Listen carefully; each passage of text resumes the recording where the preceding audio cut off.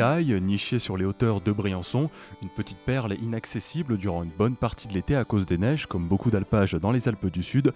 Comme avant, les gens quittent le village dès septembre pour y retourner dès le début de l'été, lorsque les températures sont plus clémentes.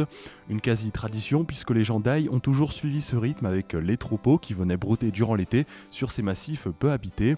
Alexis est l'un d'eux, habitant à Villars-Saint-Pancras, il tient ce chalet de sa famille et y passe ses étés depuis 1947 et pour rien au monde, il n'y manquerait une année. Lorsque la neige s'en va, les gens commencent à monter en alpage pour venir passer les week-ends.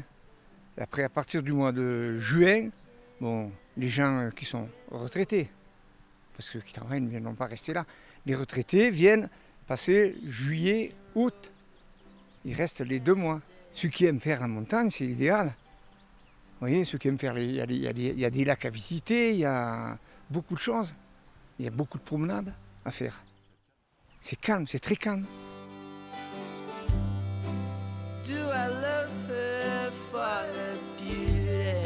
Et ne dites surtout pas qu'Aille est un village mort même en été. Avec sa trentaine de chalets, il y a une vie. Isabelle Debain tient une échoppe dans le village. Les touristes peuvent s'y restaurer, avoir des renseignements sur les alentours, y découvrir des productions locales comme de la gravure sur bois, une spécialité.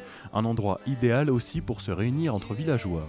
Les anciens ont peut-être un peu peur de rester la nuit ou rester seuls et c'est vrai que le fait d'avoir une personne qui reste 2 mois et d'autres estivants aussi avec les enfants, c'est vraiment un point de rencontre, un espèce de pôle social pour se rencontrer et discuter des problèmes d'alpage, des problèmes de la vie courante et puis d'avancer à petits pas au niveau de la montagne.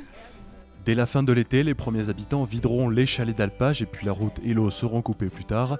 Quelques chasseurs ou grimpeurs s'hasarderont bien autour du village, mais celui-ci sera bel et bien en hibernation.